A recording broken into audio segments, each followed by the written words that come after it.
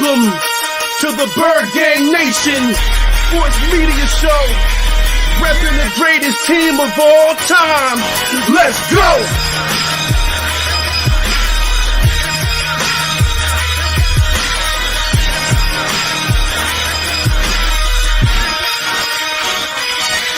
Bird Gang 31, he be the host with the most. We going deep, burning teams. They ain't nothing but toast. It's in your rest there. Sirianni put me in coach, running like Miles Sanders till I bump my head on the post. Touchdown! Yeah, that's coming. Devontae's crazy route running. Jalen hurting them, throwing lasers to break a young gunning. Come on! On the D side, we ride, sack him with Fletcher, lay him out on the stretcher. No one can protect you. Watch Darius lay him, shutting down your routes. Come on!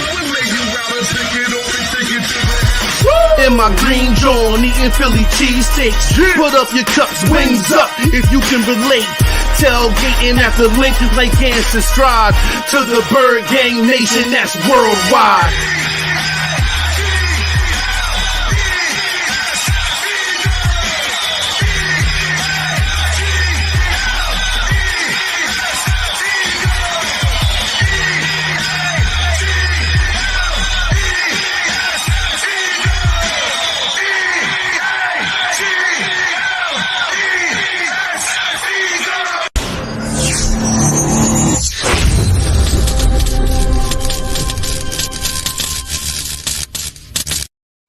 Welcome to another episode of Bird Gang Nation Sports Talk. I'm your host, Bird Gang 31.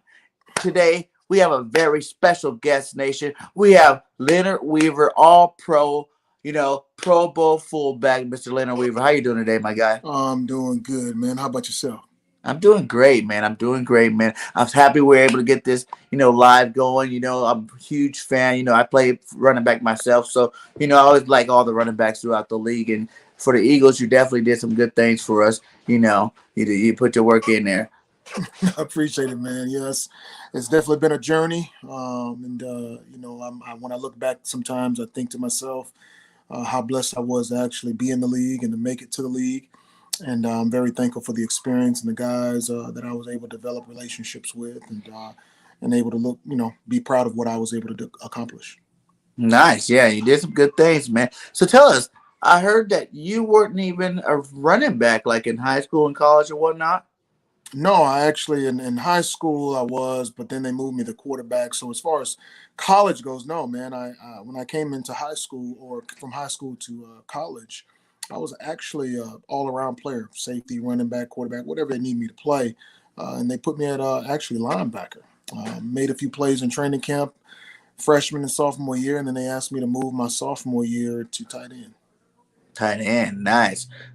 That's why you get your pass catching ability, right? You know what I'm saying? We know you have to catch it more on the catching fullbacks as opposed to, you bruised too, but you definitely caught a lot of passes there.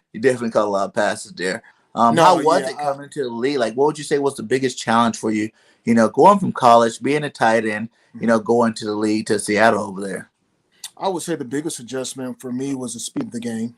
Clearly coming from a small D2 school at Carson Newman, you're not facing the talent of an SEC caliber player or players at that, so the speed of the game was quite different. The second thing is playing in front of loads of people. At Carson Newman, man, you may have gotten at the time when I was playing there, 500 people. You can kind of hear your mom and brother talking about what was going on for, the week after the game, so those were some of the noticeable changes. But then the last thing was the preparation. For me, being a tight end and learning the system of a veer, doesn't quite prep you for, the league and what you may do in the league. So it was a transition, but it taught me a lot. It taught me to be appreciative. It taught me, to always, how to learn how to face adversity and change without it being, something that destroyed me or my attitude towards anything. So I learned a lot of good lessons, but those are the main things that I would say were big changes for me. Nice. So what about like the playbook of one night? I know you went to Seattle. How was that jump? Transitioning to fullback, soaking up, that offense over there. It was a huge difference. Clearly, like I said earlier, at Carson Newman, we were running the veer. Man, they're, in the Veer offense, usually tight ends don't catch the ball. And I guess my coaches saw something in me and of course expanded my role. But with that, I didn't have to, have as much to worry about as far as playbook is until I got to the league. It was a whole different ball game, learning and adjusting and understanding. I mean, the formations alone and along with the play call and then certain things that you just have to know about the play. It was a major change. Yeah, man. I bet. What position did you like most? Wow. I tell you what, I don't think I was really quite ready for fullback. To be honest with you, I don't know if I made that transition as well at the beginning, but I would have to say I enjoy playing tight end. I enjoy playing fullback. My biggest thing though was trying to make myself valuable. Not just Hmm. being one of those players who do one thing, but trying to make myself valuable enough to where, I was going to put somebody else on the hot seat versus myself. So for me, gaining knowledge has always been something that I've thrived at. Hmm. Learning how to do multiple things, but mastering one thing at a time is something that I've always been good at. So I just, I chose to take the path of trying to, use that as an advantage, and glory be to God that it worked out. Yeah. What was your competition going into Seattle? Was Sean Alexander there when you were there? Yeah, in the backfield at that particular time, of course, the starters was Sean Alexander, Max Strong. You had Hmm. Mo Morris, who played at Oregon, and Hmm. those were the three backs at the time when I was coming out. As far as in the room, as far as my fullback competition, it was really at the time just Max Strong. And then, of course, Seattle drafted a tight end from Iowa by the name of Tony Robinson, I believe, who played there, about 6'3", 265. And then the following year, they drafted another guy named David Kirkman. But those were pretty much the guys that were in the room that year that I came in. And when did you know that you can take over the position and play at a high level? Honestly, man, it had to be probably after my first year. Really, I was still kind of figuring things out. I was always prepared, but I didn't quite have that confidence. Going in my first camp, I was playing against guys like, Lofa Tatupu. Clearly, Hmm. that name sticks out. Leroy Hill, Kevin Bentley. We had Ken Hamlin on the back end, Marcus Trufant. We had guys on that defense, Grant Wistrom, Bryce Fisher, Rocky Bernard, Marcus Tubbs. We had a defense, man, that was that had players of such high caliber and respect. They made it real difficult for me, and they let me know too. They let me know as a rookie, like, hey, boss, you gonna have to tighten up when you come in here. But it was an experience that I cherished. But I would have to say, going into my second year, when I had a year under my belt of experience in terms of playing in the game, whether it was special teams and getting my opportunities at fullback. It was my second year where I realized the ability that I had. And that all came through my coach, really Stump Mitchell. Stump Mitchell put a lot of time into me. He believed in me when I didn't believe in myself. He really kept me ahead of the curve in terms of the expectations that were expected of me by the front office and the coaching staff. So, it was my second year where I really noticed, okay, this is mine, and whoever come in here gonna have to take it. Yeah, right. Who gave you that first hit, that welcome to football hit? Welcome to the NFL hit. You know what I'm saying? Everybody gets it. Yeah, Everybody gets no, everybody does. that. Yeah, I would have to say it was Tracy White, man. We were doing a short yardage drill, and I caught a pass out the backfield, and Tracy at the time, smaller linebacker, but ran like a 4.3, I believe. He clocked that. Played at HBCU. Never forget. Rung my bell, man. I actually almost couldn't make it back to the huddle. I had a concussion. But that was that welcome to the moment as far as practice. But as far as the game, man, it would have to be Jeremiah Trotter my first year. Yeah, Trotter. We Yeah, love him over Trotter. here. Yeah, man, The he was X Man. screaming all the way up on the other side of the line. I'm coming. You better get ready, baby. I mean, he just talking all kind of noise and trash. So that Monday night game versus Philly, we beat him, but it was definitely a wake up moment, man. That guy was bringing the wood, baby. Yeah, Trotter, man. That guy. Oh, I'm still waiting for the Eagles to get a linebacker like Trotter. You know what I'm yeah. saying? I'm Look, still waiting for him to I, find one I'm gonna in be a honest with draft you, or man. somewhere. There's Yeah, not too many Trotters out there. maybe he's on his way up, from high school now. But I tell you, it's hard to find a guy who can move, who can hit, who's a natural born leader, who people flock to, look to for direction. He was a great teammate for the time that he came back when I was there, man. It was great going against him in practice, and and just watching him play, man. And those, like I said, incredible leader, incredible person. And when you started, were you just like, okay, I'm here, I'm starting fullback, I'm just gonna do whatever they want, or did you ask for the ball? You know what I'm saying? Okay, now give me the ball. Let me show you what I can do. Or were you just more like, okay, I'm gonna take what you give me. We're gonna rock with it. Yeah, I was always take what you give me. My background for me has always been whatever the team needs. That's literally always been my attitude. I've never been a guy that begged for the ball, but I knew that I had to make the best of whatever opportunity they was going to give me, which would probably force their hand to give me other opportunities. So for me, it was always trying to be on point as much as I can, and limiting my mistakes and limiting the coaching points that they need to put on me, so that they can say, no, he's a guy that we can trust.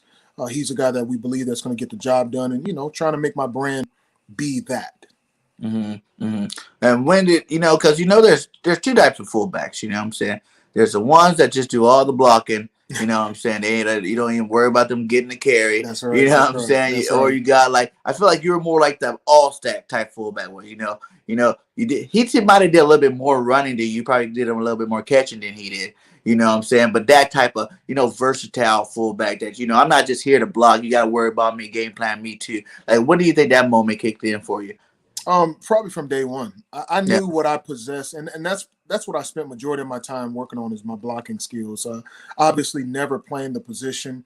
Being a tight end in college and in high school, playing running back, playing fullback, and doing a little bit of everything. Those are the transitions are way different. So blocking is where I spent majority of my time. I knew I possessed the ability to run. I knew that I could catch the ball. I knew I could run routes, which all obviously came from being able to play tight end. I just needed to add the piece to be able to pass, protect, and actually run block. So those are the things that I actually, constantly was working on throughout my career. Did you get bigger for the blocking, or did you stay around the same size? Like, how much were you playing at that time? You know what? At the time when I first came in the league, I was about 285. I was a little bigger, playing tight end in college, but I was still running a sub 4.5, so I was still moving very well.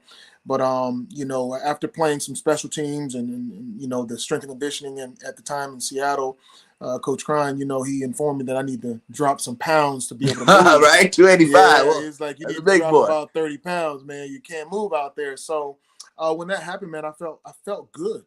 So I tried to play between 242 and about that 250 mark. Try to stay between that weight because I felt better. I felt like I can run better. I felt like I was a little bit more elusive, all around just in what I was doing. So it actually ended up working out better for me playing at that weight.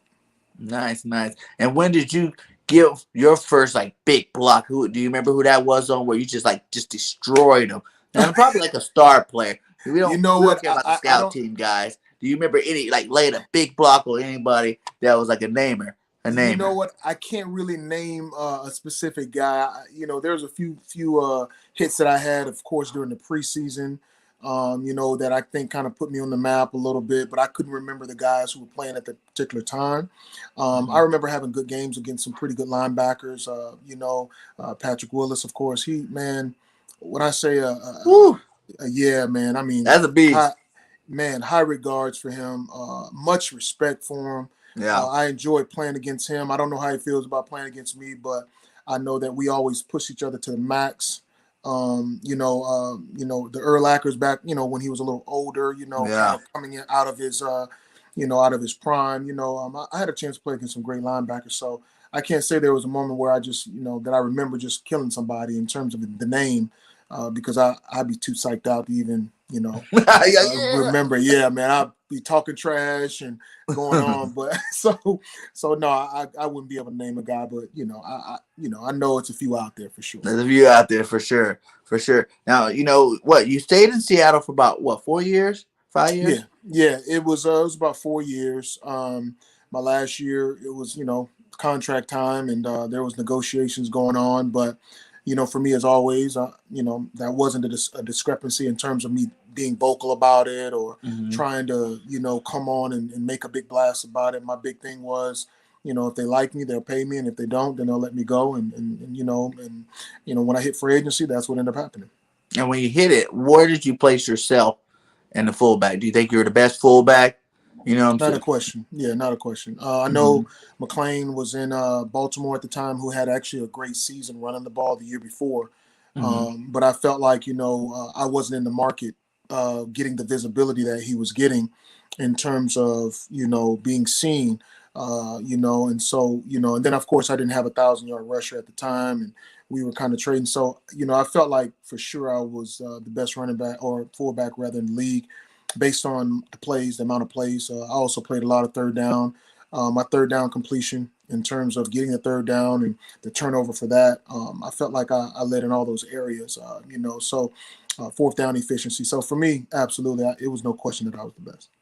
So was Philly just the only choice? Like, what were you choosing in between before you decided to actually pick Philadelphia? There were several teams at the time that I was sitting down, talking contracts with, and thinking money. At that time in my life, of course, money. Your first big contract is really important, but the Mm-hmm. most important thing to me was culture, team, market. And then where I could build myself. And there was, the Raiders there. The Packers were there. Minnesota was there. There were teams that were really good teams that I thought about. But I felt like, as far as the turnover for me, being able to jump into the offense quickly without Mm-hmm. question and being able to learn it right away, I felt like Philly was the best place. Coming from Holmgren system and then being able to Mm-hmm. go right to Andy, to me, it was a no-brainer.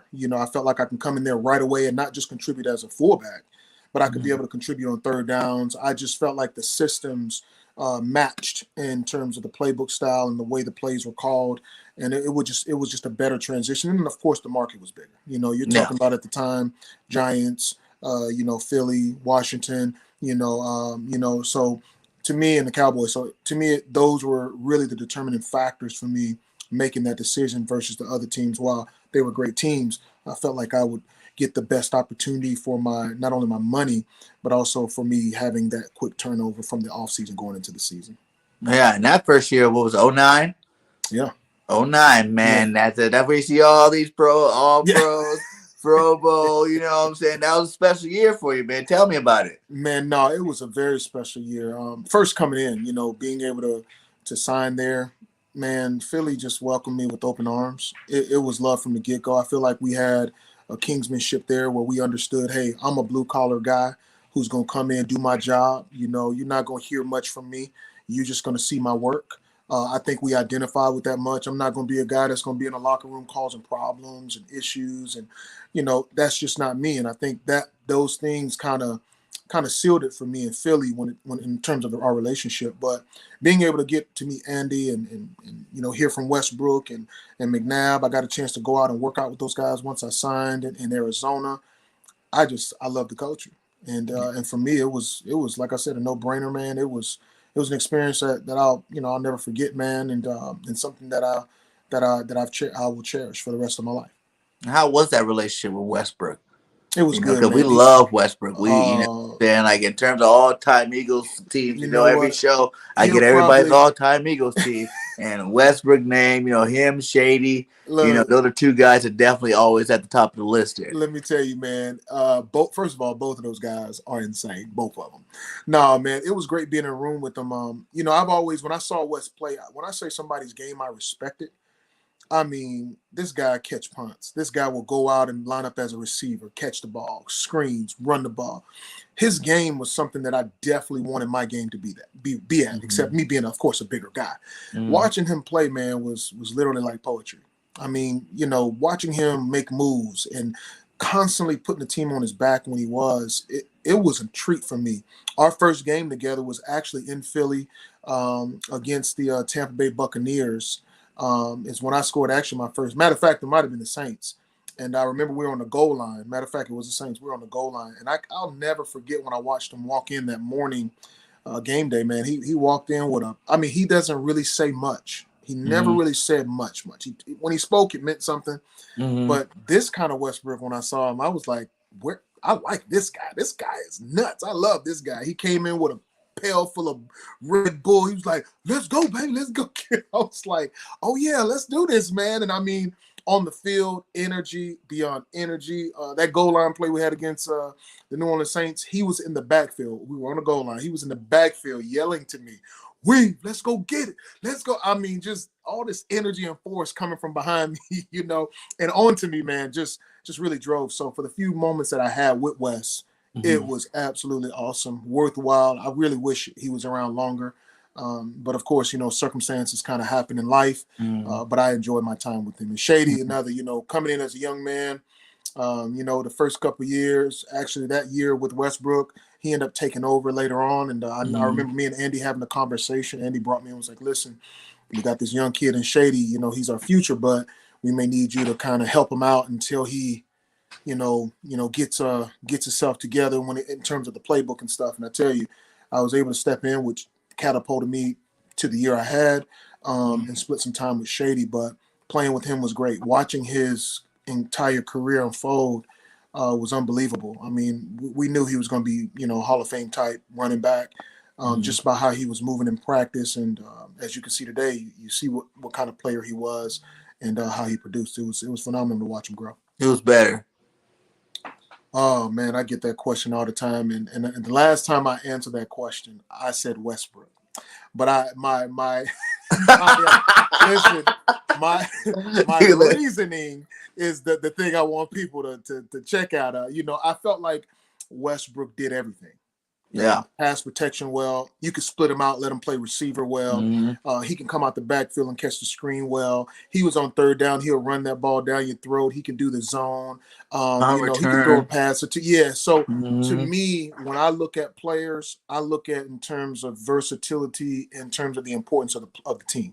How much did you do to help the team win? And I'm not saying Shady didn't help the team win.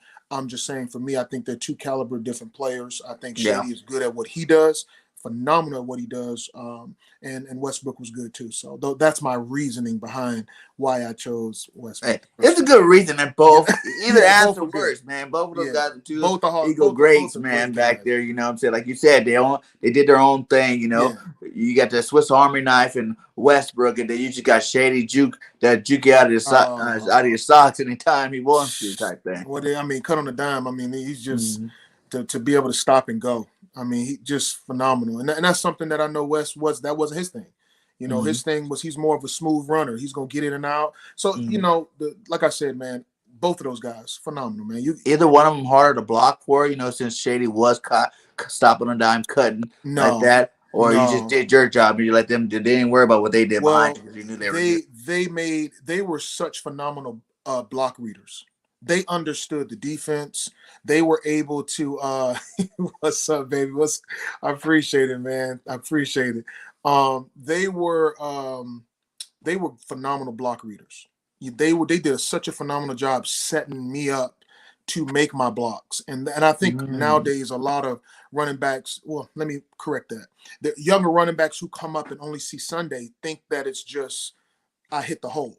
But these guys study defenses to understand that when this play is moving this way, I'm setting my guy up for this, or I'm setting my O-line for that. So those guys, to me, both of them, Westbrook and Shady, I think they were ahead of their time in terms of being able to do that, man, because that helps fullbacks, that helps O-line tremendously. And I don't think people really understand that. When you have a running back who understand the blocking scheme and understand what the play is designed to do and who guys are working to, and those guys can play off of that, it makes life 10 times easier.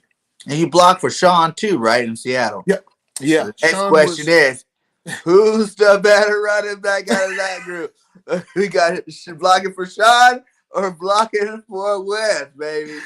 You know what? Me and Sean, honestly, we actually didn't spend as much time together. It was really him and Mac that really catapulted them into that MVP season. Me and Mo Morris, we were more of the workhorses that finish out the game, So, but when I did have an opportunity to run with him, Sean was a downhill runner. He was also a guy who was phenomenal at understanding the defenses and where the holes were, how to get guys to move in position to help us block. And of course, it does help when you have an O-line with, Walter Jones on the left, Steve Hutchinson, Robbie Toback at center, Chris Gray at guard, and Sean. That helps, man. So it was great when I got a chance to block for Sean. Hmm. Both of those guys, like I said, they're phenomenal in their own rights and Yeah. clearly Hall of Fame candidates. I believe, hands down. I'm always trying to get my Eagle votes in. Yeah. So tell me about that season in general. You know what I'm saying? Like, did you know did you, like you said, you felt that there was a good fit for you? Yeah. Did you know that you could put those type of numbers up? Or was that just more towards the point that you had to take over that role? You know what I'm saying? Do you feel like even if you didn't have to, take the lead, you would have still put up, Pro Bowl numbers that year if Westbrook won that one now? Honestly, I don't think I was. I was a little concerned because when we started the season, I knew Andy then knew what I could do, but I hadn't had a chance to really show him. Mm. And so it was a little tough at times because I was just doing first and second down and then special teams. Mm-hmm. But the minute that Andy called me and was giving me that opportunity, for me, I knew once I got a chance to show them live and in person what it was that they were seeing in the film when they were looking at me and possibly wanting to bring me in, that it was true, then I knew then my opportunities would go up, and I think it was really a godsend blessing. Not that Westbrook got hurt, but that I had an opportunity to show what Yeah. I could do. And I don't know. Their numbers were Honestly, good in Seattle too. yeah, no, I You're made a already lot a of good catches. Yeah, fullback. You know what I'm yeah, saying? and a Like, lot of that came my first and second year, where like I said, we were finishing the back half of games. Matt Hasselback was awesome in terms of checking the ball down, because in the system, West Coast system, that's why they want those backs to be able to check down, because when we catch the ball, we'll get 8 or 9 yards. Man, we're trying to turn those chains over. So. I mean, I think I'm glad it happened, but I'm not sure if it would have happened if Westbrook hadn't gone down and Andy had not asked me to step up. mm-hmm. And how was it? Going to your first Pro Bowl. What was that experience like? It was phenomenal, man. I enjoyed Was it. that the year we had a bunch of Pro Bowlers from Eagles? Yeah, we did. Yeah, it was We had like, I like think, 12 or 9 or something, huh? 10. Yeah, it was a bunch. Yeah. It was awesome, man. It really was. I got a chance, being from Florida, bring all my family down. It was awesome because it was in Miami that year. So all my family came down to be around some of the guys like Aaron Rodgers. That was great connecting with him. Clay Matthews, man, was a guy that I was actually looking forward to meeting because he was having a crazy year. Mm-hmm. And I just wanted to meet the guy with the long blonde hair to find out Right? who he was. Sunshine. So, it was great meeting him. And then, of course, to be in the backfield with some of the greats like, A.J. Peterson, Frank Gore, at the time, D'Angelo Williams. Man, getting to know those guys, man, it was actually a really good time. I had an awesome time being down there. So. And did you know about the All Pro at that point too already? Or was I that didn't. I did not, man. I'm gonna be honest with you. I don't even think I was really fully prepared when everything happened. I Mm-hmm. was just happy to be where I was in terms of just in the position to play the game. Mm-hmm. I was really appreciative, man, just for the fact that here it is. You got a Division II guy who made it to the Pro Bowl. To me, I was still kind of in that off phase. Like, Mm-hmm. I can't believe I'm playing with Aaron Rodgers. I can't believe I'm playing with Donovan McNabb, Westbrook. I can't believe that I got a chance to play against one of the guys that I love in Brian Dawkins. I Yeah. wish he was there when I No. went there because he's my favorite player and defensive player rather. And Jerry Rice is my guy as far as offense, but. I got to play against him. So to me, it was. I don't think I really understood it and really brought it in until probably after I got back from the Pro Bowl and realized what was going on. And it was a great feeling to sit back and think my peers and other coaches and the colleagues think this highly of me to give me this award and accolade. It was phenomenal, man. It was a great feeling. Yeah, man, that would be awesome, man. Be All Pro. Who was in that Pro Bowl with you at fullback? Nobody. I was the only Fullback. only fullback. Yeah, we had 3 running backs, and it was Adrian Mm-hmm. Peterson, Frank Gore, and D'Angelo. Our quarterback at the time, who started, I believe, was Aaron Rodgers. Mm-hmm. And of course, our O line. I mean, I couldn't remember all those guys. I know we had Fitzgerald at receiver. I mean, we had some great receivers too. Man, that team was crazy. It was just nuts for the team we had that year. So, it was a great year, man. Nice. Now you got the Pro Bowl. Let me give my boy a question. He said, "What was your best game as an Eagle?" Wow. if I had to really think, as far as rushing and catching, it was the Giants game home that we played, where I got a chance to rush the ball. I think it was 17 times for 68 yards, something like that. Had some catches, few touchdowns. I think that was kind of the coming out party for me, where I was able to kind of showcase my ability and talent at the link, and it was really unbelievable to me. Honestly, the first carry I think I had, it was a touchdown. Matter of fact, the play kind of was a little confusing. I think with Don at the time, we called the play one way, and I think he was audibling at the line. And if you look at the film on the video on YouTube, I'm in the back like, I can't hear you. I can't hear you. And then I was like, I was about to step up to ask him. And he's like, don't worry about it. Just go the other way. Go the other way. So I was like, And if you look at me, I pause a little bit to see. I'm really literally reacting off of how he turns. And I'm looking at the O-line. I'm like, oh, we're going to the left now. Okay, let me just step back this way. So maybe that paused the linebackers just a moment for me to get through that hole and break free. But it all worked out, man. And to be greeted in the end zone by Jackson and Avant and the O-line, Todd Harriman, man, it was a great feeling, man. How was that line compared? Because you didn't go to the Pro Bowl with all the big Hutch and all them boys. No. How was it being behind that offensive line with the Eagles that year? Jamal at center. I know we was kind of in between guards on the other side with Big Nick and a few other guys. Listen, I had to buy those guys a watch. I don't know if they remember, but I bought them all a watch. I don't even know if they still have it, but at the time, I wasn't big money then, Right. But I did want to show them a token of appreciation because it wouldn't happen without those guys. Nothing, and I remember having this conversation with Shady. At the end of the day, nothing happens unless those guys are doing their job. And we had the best line, period. Those guys busted their tail. I mean, man. And most of them went to the Pro Bowl with you that year, didn't they? Absolutely. No, they did, man. I mean, that O-line was crazy, man. So for me, like I said, it was a little token of appreciation, but I wanted to show them how much I really did appreciate them because that was a big moment in my life that they helped bring to the present for me. And if those guys are listening, hey, appreciate you guys, man. I love you guys, man, because I would have never been a part of history if it had not been for you guys. Yeah. He said, did you ever run over Dawkins in practice?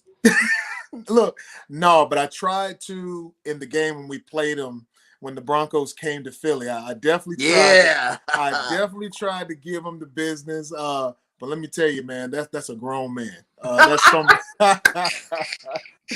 Look, man, that's somebody I respect. That is somebody that man I honor, man, and love, man, and don't even really know him. But the passion he played with, man, he's a competitor, and I definitely was trying to compete with him, and it was great trying to have an opportunity to do so. Yeah, man, Dawkins, man, he just got a nice new Dawkins piece too, because that guy out there making all the chains like these things going on. He made him a custom made Dawkins Weapon X one. JC Eagles talk, man. He's crazy. You should definitely check his out. Make a Leonard Weaver one too, then. All right? We'll get one. Hey, I'm building my studio right now. I'm gonna tell him to give me a bunch of players. We'll get you a Leonard Weaver one up there. I'm gonna send you a picture of it. That's nice. I'll take that. So that was a great year. I think you re-signed a new contract right after that year, right? Became the highest paid fullback. Yeah. It happened in April. It was some people were trying to start a little controversy, but like I said, I'm a guy that I believe this. Number one, if they really want me, they're going to take care of me. And I'm not going to start nothing in the media concerning that. That's just not how I do things. And they did. Andy, and at the time it was Joe Banner, I believe, who was operating at the time. GM rather, they took care of me, man. And they made that possible. How was that off season? Did you feel like it was another all pro year coming up? Did you have that feeling? Yeah, I did, man. Me and my trainer, God rest his soul, Bernard Watkins, he passed away actually December of last year. Man, I brought him up and we were at it. We were at it. I was hungry. I wanted again, and I wanted to make a statement, and I was going for an even bigger contract. I was trying to play literally out of my contract when I first got it because I owed it to not only myself, but my teammates and of course the front office who made that happen and my agent and so and family. So it was really important. I felt like it was going to be a huge year for me. Absolutely. He was definitely a cheat code on Madden that year. He was definitely a cheat code on Madden that year. We were just talking about that the other day, man. I think they said I was like a 90. Yeah, you're 90 overall. Like yeah, that's right, baby. That's yeah, what? tell them to bring me back on a new one, baby. Tell them to bring me back on a new one. We need to get you back there. We need to get you on the MUT. Need an MUT card out there. You know, that's Ultimate Weaver, baby. Make it happen, baby. Make it happen. Yeah, we got to definitely talk to now that Madden go. We got to talk to them execs over there and see if they can make that happen for you. So then, what happened, man? Like, so walk us through it. Like, what was it? First game of the season, or was it? It was first game of the year, man. And coming out the tunnel, ready to go. First call, my first run play of the game. Honestly, man, I probably should have stayed front side. For some reason, man, I ended up cutting back. I really don't know. I couldn't even looking back at the play. There was really nothing that told me to cut back. I don't know why I cut back, but I did. Before I knew it, I want to say it was BJ Raji, or Nick Barnett rather, who tackled me. He had my foot. It was stuck in the ground. I figured that I'd try to get out of it by making a play, but that thing wasn't moving, man. And next thing you know, all I hear is pop, pop, pop, pop, pop, and this pain that shot up my leg all the way, to my hip and back down, and it resonated there for maybe about 30 seconds, and then it was gone. And I remember as I was laying there during that first 30 seconds, I was screaming because I literally thought my bone was out of my leg or something by the way, like the way Clay Matthews and them guys was getting up, and he was like, get off of him. I mean, Clay was like, really get guys off me, blah, blah, blah. And then they backed away, and I'm thinking the way they was looking like it's over. Didn't even want to look down. You're like, oh, yeah, I didn't want to look down. And as I was just laying there, man, I was just praying like, Lord, please don't let this be the end of my year. Don't let this be the end of my career, man. And sure enough, man, after, Rick Buckholder came out, he asked me, he said, hey, man, we're going to have to, get you on the cart and carry you off. And I told him, I said, man, listen, this might be my last play. You can't cart me off. I was like, I got to walk off because I'm going to play again. And sure enough, I think it was Roger Bunkley at that time and Stewart, the linebacker, who they helped me walk off to the sideline. And I remember them bringing the cart out. And, when you see the cart, for me, that was kind of the sign that, that's not what you want. It can't be that good. But I tried to remain hopeful as possible. And I remember when they took me back and did the x-rays and the MRI, the doc came in and, I started to cry soon. I knew. As soon as he came in, just how he was looking, I kind of broke down, man, and they let me have my moment, and but they definitely told me, I'm done. What was it? Like, what was it exactly? Was it like tore everything? Yeah, well, at the time they just saw the ACL. They didn't know it was everything. They said it was just the ACL, and then of course my foot, at the time was drop foot, so I couldn't move it, and even when I was trying to move it in there, it wouldn't come up and down. So it's not until that following week where I went to Dr. Andrews, and they actually went in there and opened it up and saw that everything was done. ACL, MCL, PCL, the kneecap exploded, lost, ability to move my foot up and down. So had permanent drop foot. It was just a mess, man. And from there, coming right out of surgery, going into rehab, it kind of felt unreal. It really did.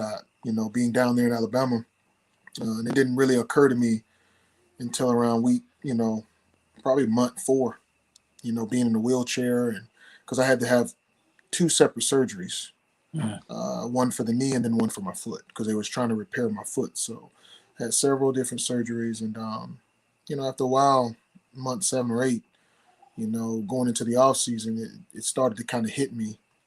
Where I was, but I tried to remain as hopeful as possible. But, the Lord has some other plans for me in my life. Yeah.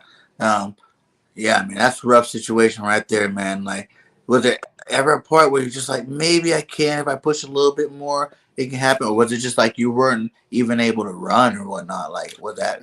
No, I wasn't able to run. But what I did, I went into like go mode once I was able to kind of lease, because the transition was at first, let's get the knee right, let's not worry about the foot, let's get the knee going. So when we started doing the rehab for the knee, things started coming together. But I was going 3 times a day, 7 days a week, literally. I was like, and shout out to Kevin Wilt, and those guys down there who helped me through that. Luke, Harrison, you guys know who you are. I'm so grateful for them and Dr. Andrew's staff. But we literally was going 3 days. I mean, we were trying to make it happen to come back. The knee got stronger, and then I had a setback with my foot. I had 2 setbacks with my foot, and that kind of pushed things out even more. So the frustration was building, but, I just try to remain as hopeful as possible. Yeah. Yeah, man. Hey, it saves you some wear and tear on the body, I guess, if you look at the bright side of that, you know what I'm saying? Yeah. Because you definitely have been tearing it up for years to come. Do you think with technology now, if this was has it advanced enough where you think it could have made a difference? Hindsight, not hindsight, but if we had the technology that we have today, you think they would have been able to get it so you could play again, or? I probably. I think the person who's probably had the injury, we're probably as close to each other probably as it will ever be, is Alex Smith. Now as far as like what happened to him with the infection and all that, I didn't have that, which I know kind of set him back a lot. Yeah. But for me, I think I probably could have played, but to be honest with you, I don't think I would have been able to play at the level that I was once playing. And ultimately it came down to that decision for me was, if I go back out there, will I be able to compete against the DeMarcus Wares, against, those guys on the defense who play hard and who I know can compete. And after trying it a few times, I kind of knew.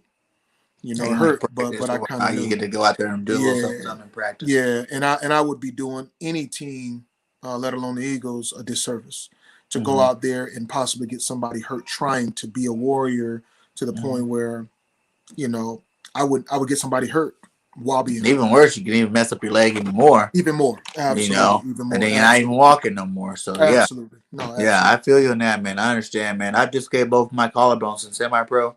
Man, yeah, same thing like you, man.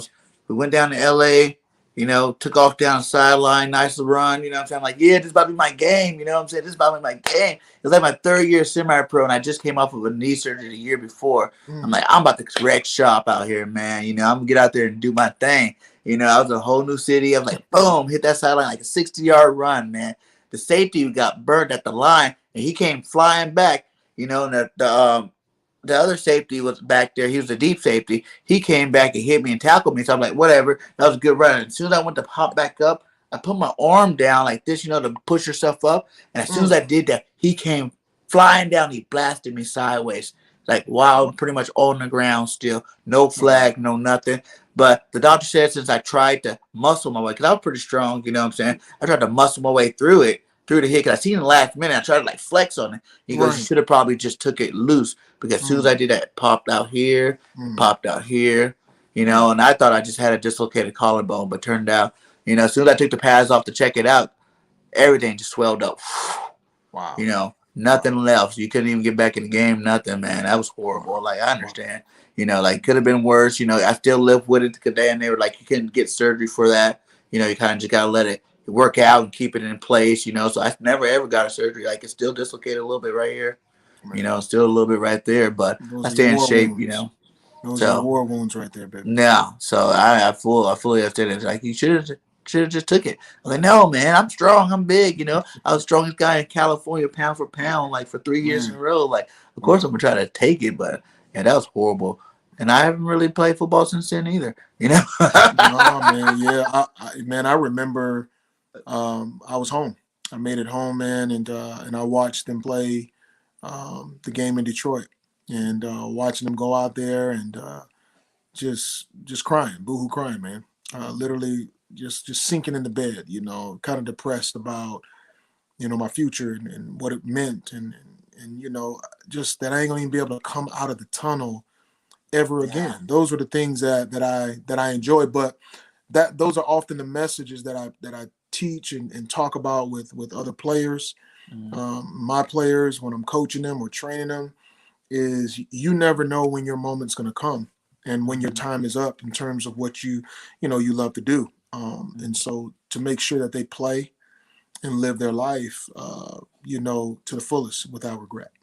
Yeah, man. Yeah. So what was that like the transition after you realized you're not playing anymore?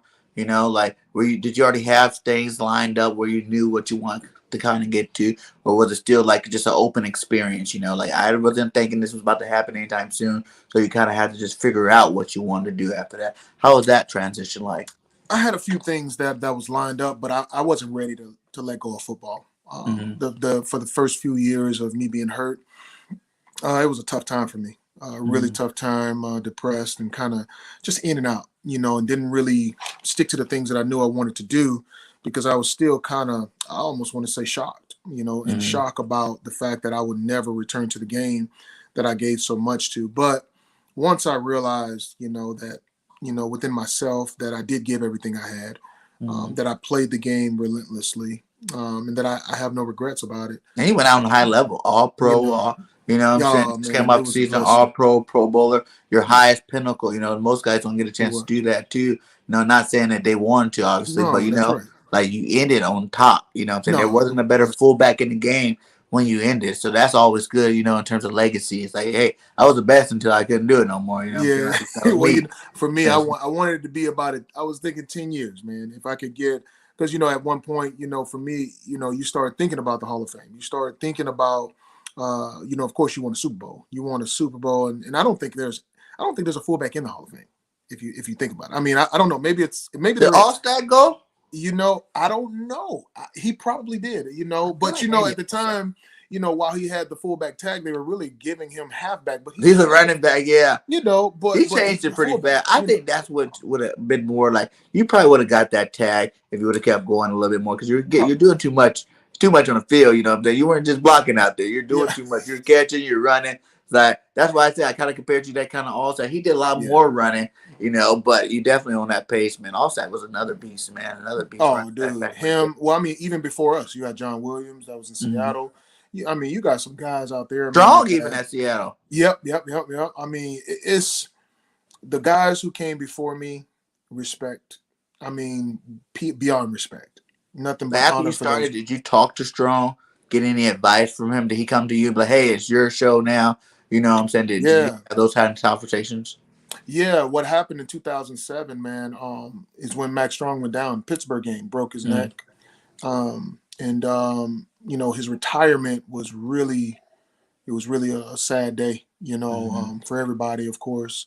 But I did have a conversation with him, and he did pass the torch. And I remember Mike Homer coming over to me as well. And you know, once that happened for me, it was never looking back. To have that confidence from both of those men at the time, and to continue to have that support from those gentlemen is just something I'll never forget. yeah. Uh, so, do you still talk to any of these guys? Any old playmates? Do you still have communication with? Have you been a Go ahead. I'm sorry. conversating with them? What I'm saying? Do you guys talk about the old days type thing?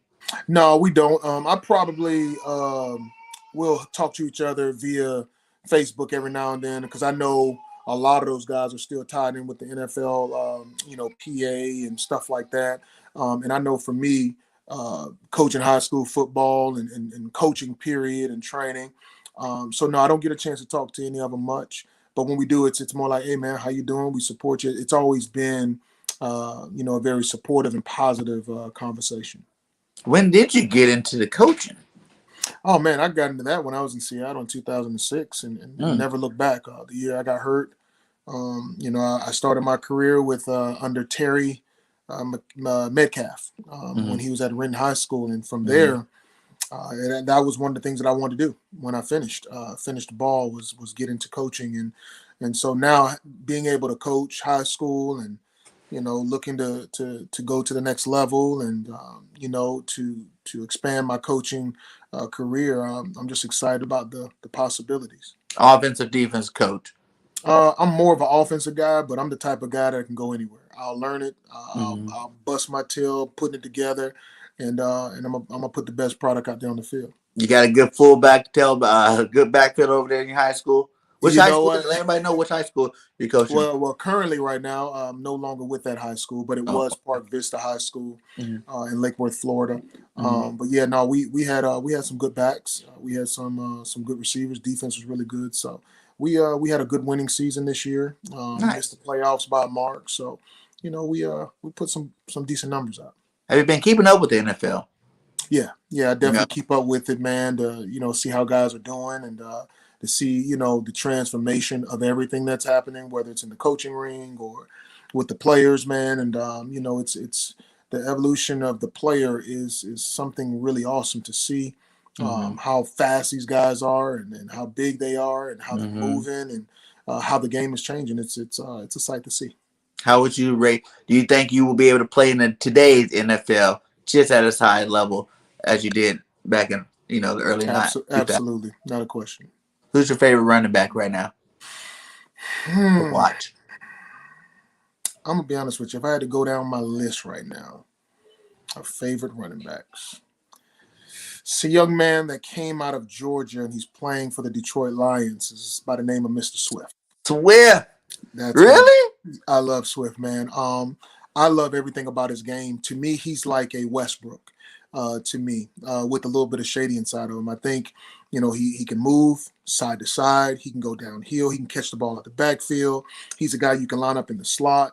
I hope that Detroit is able to feature his abilities more. But I mean, now granted, I can always go Derrick Henry, but when you're talking Hey, about, that's it's a King big Henry around beast. here right now. Yeah, That boy yeah. is a You know, beast. he's a big beast type of guy.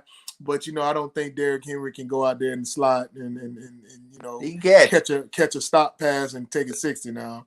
He But don't need you though. He'll yeah, run at no, he 60. don't. He don't need to. He don't need to. That That guy's ain't a his thing. monster. That ain't his I always thing. He say don't need to Henry's do that enough. here, and then you got to go a little bit far down before you start talking about other running backs in the league right now. I know we got some really good ones in the league too, but No, we do. Henry's a different breed. Like it's like old school and new school mixed together in one. It re- That big physical running back that's going to pound you to death, yeah. and then Yep. also guess what? He can outrun everybody on your team too, man. No, that's right. That's right. And that's a guy that you want on your team and like I said, to me, it's always been about personnel. To me, it's always been about everything you do. But everybody in the league, for one thing, they're there for a reason. And Mm-hmm. I'll never disrespect any player in the There's league never in a that bad player in regard. the NFL. Yeah, yeah. So I mean, everybody that makes it there, they're there for a reason, and they do something very, very well. Yeah, man.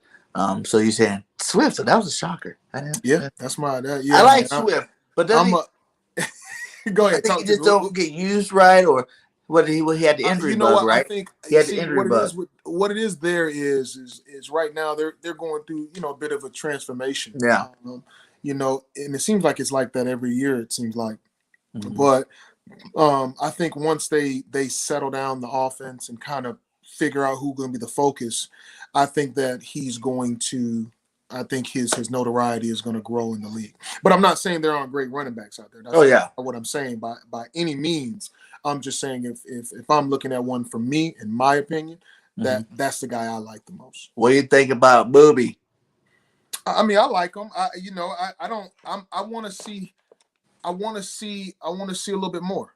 Mm-hmm. And like I said, he's in the You same see any situation. resemblance to Shady? Because I know a lot of people say he jukes too much, but I always say you go back to Shady. Shady used to juke all the time, and that was his game. You know Well, what I'm saying? Like he. I think the difference in those two is the thing with Shady. I never really saw Shady just necessarily juking at the line. He would break through the hole, cut one way, and then he's coming back all the way the other way. Versus Booby, where it's more like he's kind of get to the line like a Le'Veon Bell type of a runner, where it's like a skip, skip, skip, and then hit. So, I would love to see him, kind of come downhill more, but that's his game. Mm-hmm. If his game is read, make it happen, then that's what he has to do. I just want to see him, continue to grow in his game, and that's for me one of the biggest things when I look at a back. Did you evolve? Did you grow from your first year to your second year to your third year? What have you added to your game to make you not only a great runner, but a great pass catcher, a great route runner. Those are the things that I look at when it comes to backs. And I want to see, and I think it's also the offense too. That it's still those woes that they're trying to get through. I It's like the believe league trying to turn into a passing league. So I feel like, with Boobie, I feel like, yes, he gets knick-knack injuries too that kind of keep him out, And then last year, everybody wished he got more carries. And then the first 6 games this year, everybody wished he got more carries. But then once he got him, he got hurt. What do you think about that? Because my assumption on that was like the fact that you didn't use him enough.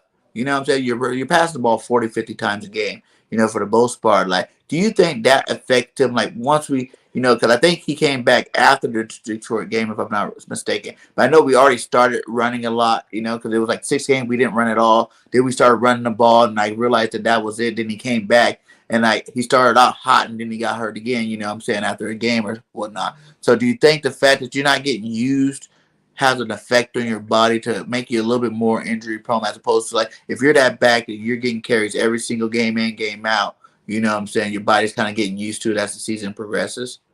Well, I think that's kind of like for me. I tell you what, I'll answer it like this.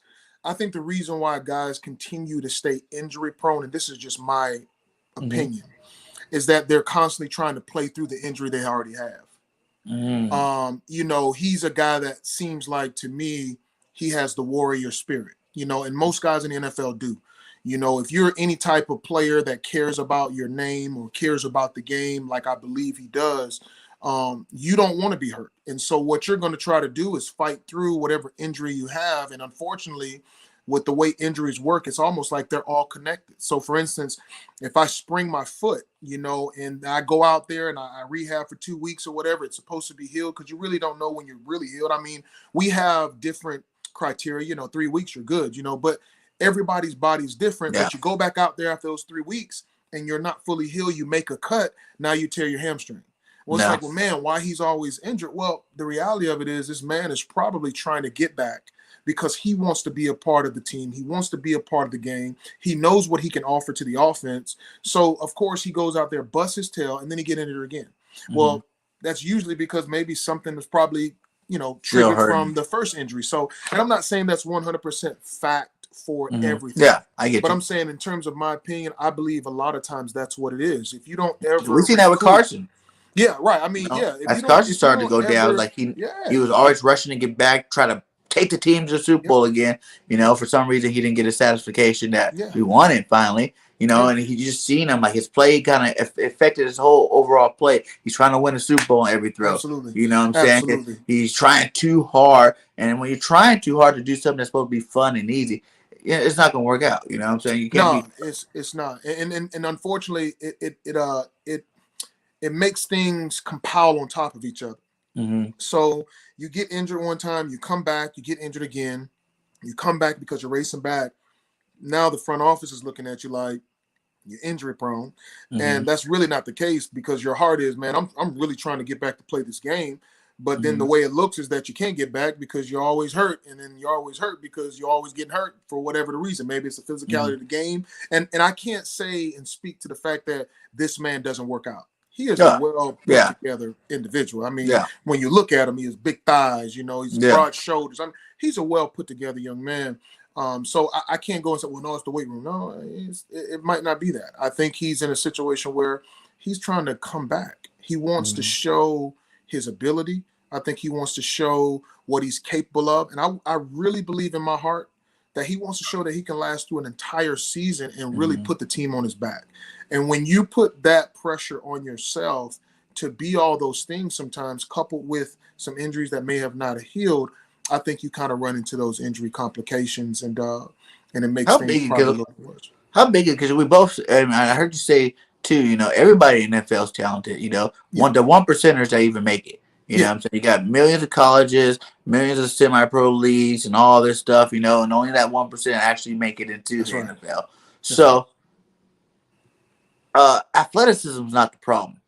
How big is that mental side? Like the whole, now you're, say you're a small school, now you're in front of a lot of people. Say you're, used to being the guy, and now you're third or fourth string type guy. Like, how big is that kind of pressure on an NFL player these days? Like, just for the young people to know, like the young people coming in, like what would you tell them, to watch out for? It's a tremendous thing. Mental toughness is probably the number one thing. I don't know if you've ever heard the quote that the game of football is 90% mental and 10% physical. That plays true for a lot of things, and that's currently what I'm getting my degree in, which I'll end up graduating in May with sports psychology, man, is dealing with the athlete and how they deal with stress.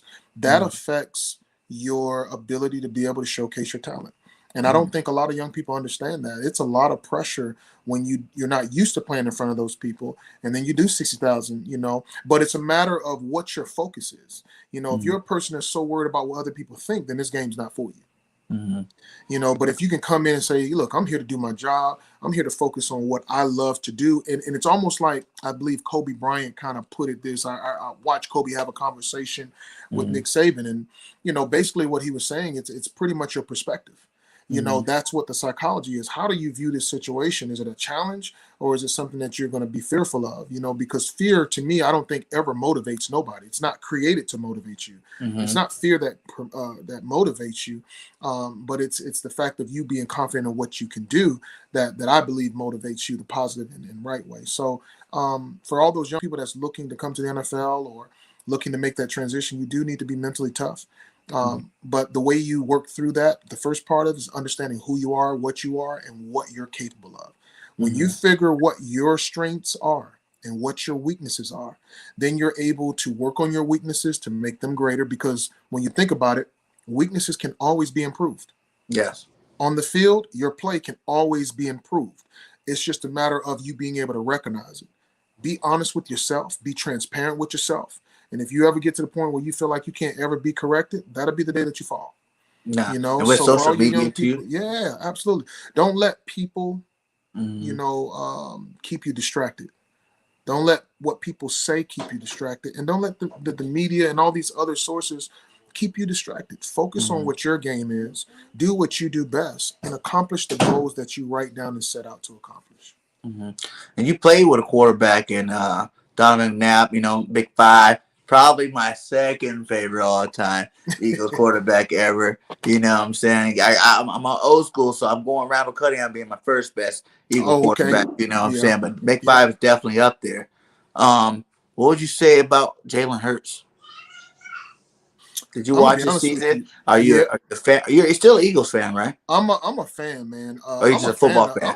I'm a football fan, but I'm also, and I look at the game from a coach's perspective as well.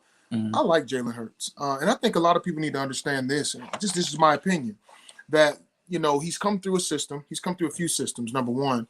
Do you remember the quarterback in Washington, Campbell? How many systems Campbell. He had? Yeah, you remember. I mean, he went through so many different systems, and it's hard to reacclimate yourself, I believe, as a quarterback when you go through so many things. I don't think Jalen, of course, have gone through that many changes, but I do believe he has to be given an opportunity to continue to get better.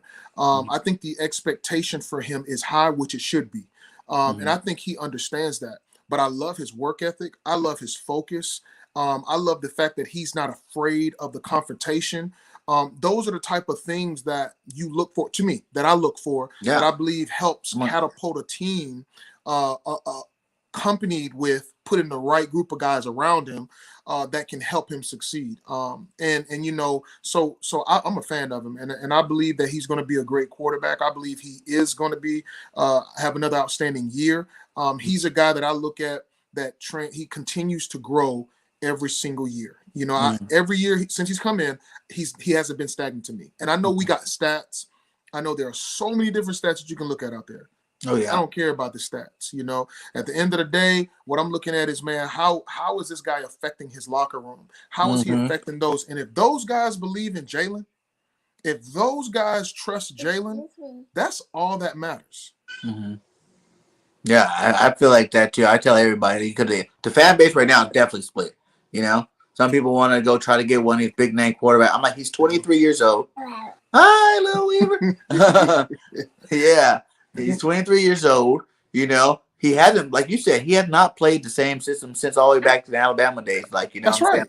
He's been Oklahoma, Dougie Pease. and then now Nick Sirianni. So it's been a transformation in the system. This could be his first time going into it. And what I tell people is you got to look at the whole position as a whole. 19 games in, 23 years old, there's plenty of room to grow. Plenty of room to grow. You know what I'm saying? Like, you can mold this kid. You know what I'm saying? Like, he's still like, he had highs, he had lows, but even his lows, he wasn't a turnover machine this year like some rookies are out there when they come in, or first year starters. He had 9 turnovers. Everybody want Russ. I'm like, Russ had 3,100 yards passing. Jalen had 3,100 yards passing, but he also added 800 yards rushing plus another 10 touchdowns there. So I look at his numbers. I think a lot of people don't. To me, he's an X factor. He's not yet gotten the Randall Cunningham status, but he does have the Randall Cunningham ability. And when you allow a quarterback, when you have a quarterback who's versatile, not only his passing ability, but can run, to me, that opens up the offensive playbook. But now, like you just said, you alluded to earlier, that was his first year in the offense, and I don't think people understand in the NFL, you either want to come in and open up your playbook and say, no, we're going gutso and we're going to do this, or we're not. And I think for him, the transition from this year to next year is going to be drastically different because he's going to have more grasp and understanding of what Nick's looking for, what's to be expected, and I think that's going to help benefit him, because it takes time. Offense is something that does take time to build that continuity between other players, especially depending on what kind of system you have. I mean, because it's not just about putting the offense together, right? If anybody that has any football knowledge understands, it's really about your personnel. If you don't have the personnel to go spread and all you can do is power, then god dang it, you better do power, so it's just one of those things where I think they're working out the kinks. They're trying to get an understanding of each other. Nick is trying to, get into Jalen. Jalen's trying to understand Nick so they can be on the same page. And I think people need to understand this. That was the difference between Doug and with Carson and with Nick. Nick understood what Doug was saying. Carson sometimes did, but you can kind of tell there's a little friction here and there a little bit sometimes. But when you're in sync with the OC and what he's trying to do, it makes, to me, the offense that much more significant and powerful because now you see things the way the coach is seeing things, and then vice versa. Yeah, that's what I said. Just give him another year. Like if he's doing making the same mistakes as you say, what I'm saying? Like, I don't think it's anything to do with arm talent or none of that stuff. I think it's just more and then like you've seen us, we made it to the playoffs this year. We were 9-7, but at the end of the day, our team was not ready to be in the playoffs. First year coach, the way we were coaching, the talent level on our team. I feel like the NFL is kind of going more towards like an NBA team thing. You seen last year Tampa Bay go grab up all these guys plus Brady. This year you go see the Rams go out there and they got OBJ, they got Cooper Kupp, they got Van Jefferson. Higbee tight end, like 3 running backs over there, that all could start on other people's teams. Like, and then you're Von Miller, Aaron Donald, the best defense, like Leonard Floyd, like all these guys, it takes a full team. Like I tell everybody too, it's like there's not really any quarterbacks that put up elite numbers, to have besides Brady. And I even like for me, I'm a Brady fan, but I'm not as high as everybody else. Let's just say that. What I'm saying? Like, I'm not. There's an element of Brady's the best guy in the world type thing. You know what I'm saying? Like, did I go his first couple years game manager when he won Super Bowls with the team? That to me, the Super Bowl is a team thing. You can be the best quarterback in the world, and not make it. You know what I'm saying? Not win the Super Bowl. You see Dan Marino, he didn't win a ring. You got guys like Peyton Manning, only won 2. Well, I mean, if you think about it too, even with Tom, I mean, Tom is who he is, but he also had another quarterback as his coordinator, and they saw things the same. They were able to get on a page with each other so quickly based on what Tom knew, and of course, I'm pretty sure there was some changes to some things because of what Tom knew. There was I don't think there was a totally new playbook that they said, hey, learn all this, Tom. No. When he came in, it's like, hey, what do you like? What do you don't like? What do we have to create? And that's a part of being on the same page and understanding who you are. And, I mean, I'm with you, man. At the end of the day, I do think that Jalen needs another year for sure. And I think this year is going to be a difference in his play, his leadership. And like I said, he's a strong man. I mean, he's a strong young man. I mean, mentally and physically. The way he handles himself, he's not really a a guy that gets pushed over easy. So, like I said, when you have that level of focus and determination, success is it's inevitable not to have success. And why give up all your draft picks? You know what I'm saying? Like, Yeah. give up all your draft picks, give up all your draft cap or your free agency money. Like, we ain't even had no money in off season for like a while now. Yeah. Now we got money and we got picks. Go build your team. If you're talking Absolutely. about rebuilding, you got to go build this team. Jalen's on a rookie contract for 2 more years. No, that's right. And I wouldn't even think about moving him that's the guy until the end of that second year when it comes to re-up time. You know what I'm saying? Well, by then, you want to build around him, and continue to build this team and make it solid. And like you said, watch him grow and thrive, because his career has been the same way. He continues to thrive. He continues to thrive. And I think he's going to have great success with it. What do you think the Eagles need to do this offseason? Looking back, there are a few things. I think, this communication between the defense and what's going on there, they got to shore that up. I'm a big fan of, I'm not saying players run everything, but I am a big fan that if you got some guys who are some veterans out there, and I take this from Mike Holmgren's book, where when you got veterans who know the game very well, they played for a long time. I'm not saying they call the shots, but I think it works to listen, to listen, to hear and see, hey man, what you seeing out there? Because at the end of the day, even at the high school level, I've learned over the years being a head coach that my players may see things way different from me. And instead of me just being that guy that says, no, this is the way it's going to be, blah, blah, blah. Well, maybe let me just watch and see what he's saying and develop that relationship. So to me, the relationship, the trust has to come back.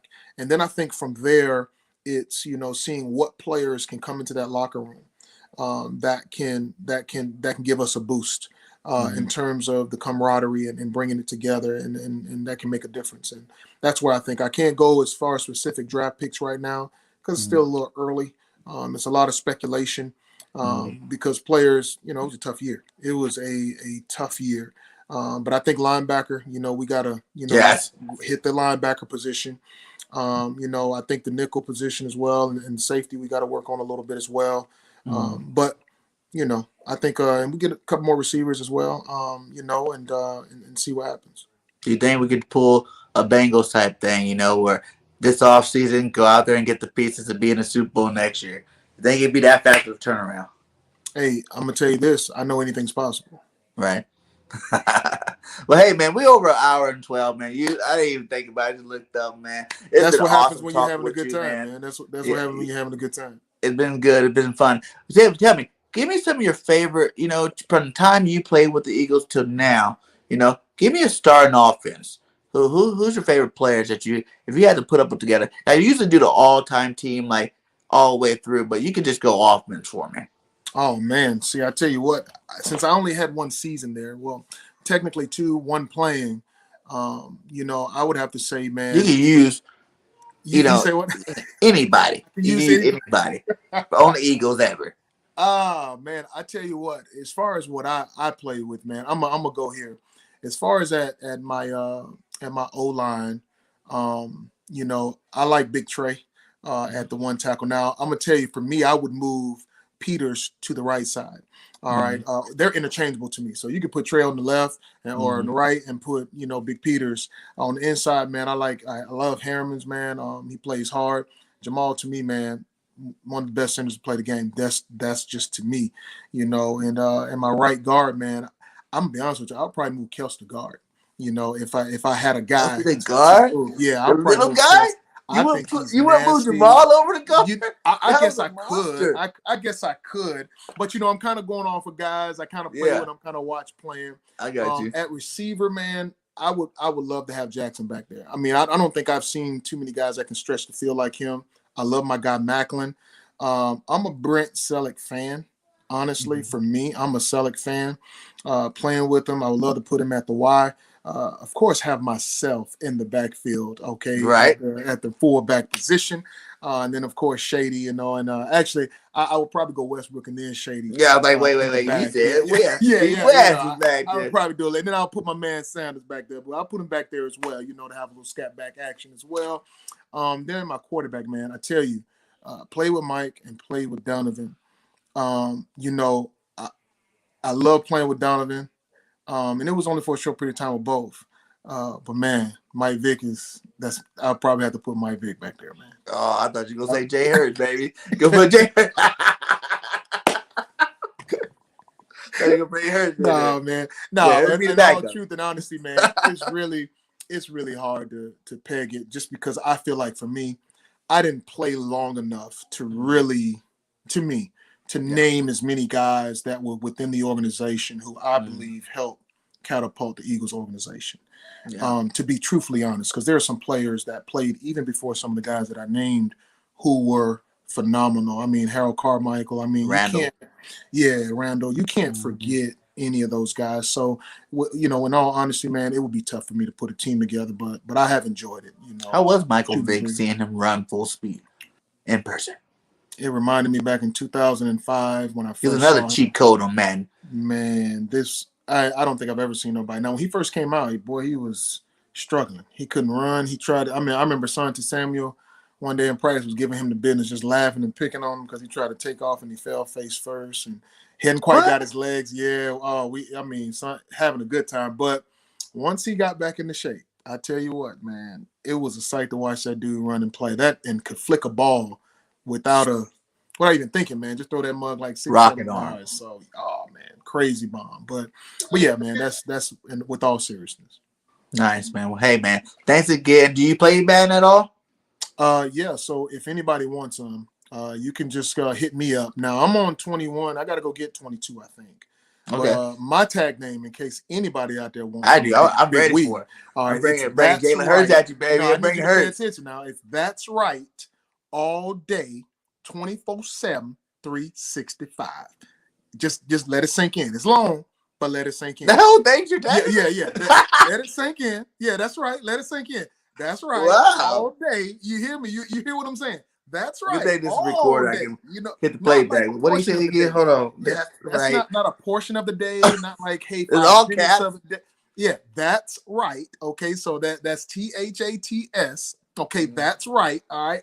All day. It's all together. It's smushed together. That's all right. Day, all day. 24/7. That means 24/7.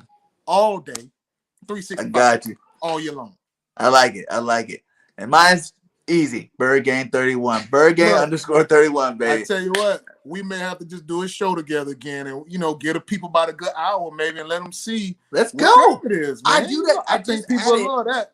Game into my channel. I ain't gonna lie. I ain't played man like 2 years until I just started playing recently a couple months ago. Definitely, yeah. It was rough. It's a rough start. Going live and I had all my fans in the chat just making fun of me. Bird Gang, you suck. But lately, since I got back in the swing of things, I've been getting them. There's some dudes and some girls out there who can play. You hear me, man? I mean, phenomenal players out there, and I respect all of them, man. So I just don't like the glitchers. So all you glitchers out there, what I'm saying? You know who you are. Because I played this one guy, and I swear, every play, all my guys were on the ground, and I was mad. I'm like, wait. I played this team before with somebody with this team before. I know for a fact Fletcher Costa ain't getting thrown on the ground every single play. That this is fake. Something going on here. You know what I'm saying? I don't take those L's very lightly. I don't either, man. I still got a little fire in my bones. I still talk a little trash too. So I try to get on making funny games. But I'm tell you right now, if I get up 21-0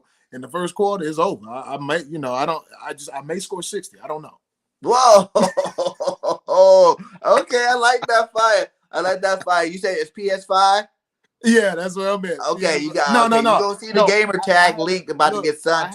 I haven't advanced to the 5. I'm still at the 4 right now, so I don't know if they can interchange. I'm not sure. Well, everybody, because I got a lot of people too that said they want to still play me, and they're on the 4. If you get when you buy the game on the 5, there's a version of the game that lets you play the 4. I gotta see how that works. Okay. Well, maybe I have to upgrade my 5 because, like I said, it's been a little while. But that's me talking trash. But I'm ready game though. I ain't gonna back down from no challenge. So Bird Gang 31, I'm letting you know right now, boss. You better bring it because if you don't, you ain't gonna ever not hear L Dub talk about how. At first you don't succeed, then you dust yourself off and try again. That's what I like to say. Because I'm gonna come back even harder next time. I'm like, hold on, Weaver. Give me 2 days. Let me be in. I'll be up here 24 hours. No, man, I ain't going to bed right now. Hold on. Look, you better go get your film ready. Go watch your film. Get your playbook ready, baby, because I'm bringing. You run heavy or pass heavy on Madden? You know what? I'm gonna be honest with you. I'm probably a little bit of both, man. It just depends on the situation. I'm a situational guy. Yeah, you know, it just depends on the situation, man. It feels how I'm feeling that day. You know, if I feel All like right, my I neck, got you. if I feel like I got did you. enough, Well, I'm bringing if I run did enough heavy neck because curls, that's the only real way I can play with the new Eagles. You yeah. know, you got to bring that run heavy. Those receivers don't be doing me no justice out there. You know, for just Monte Smith. So, you know, we're gonna definitely get into that, man. Oh man. Hey, man. Are you working on anything? You know, just saying, do you have any channels or anything you want people to go check you out at? No, I Or haven't been working on anything lately, man. Literally, just looking to go to the next level as far as coaching. Right now, you know, making the transition. But right now, just relaxing, man. Got a third baby on the way here. So I'm just congratulations. thank you very much. Just chilling with the family, man, and that's I got what. a Just whole looking to go flock to the over next here. level. Yeah. Got a whole flock. Got 7 of these little guys, these little eaglets running Oh around. man, congratulations to you too, brother. That's congratulations to you too. But yeah, man, it's been fun, man. Hey, you definitely need to do it again if you ever want to. You know, so hit me up, let me know, and shout out to you for coming by, man. Much love to you. Absolutely, Bird Game, man. I appreciate the opportunity, man, and hello and peace to everybody out there watching, man. And Take y'all care. know what I do at the end of my video. Fly, Eagles, fly. And we On out. the Peace. peace.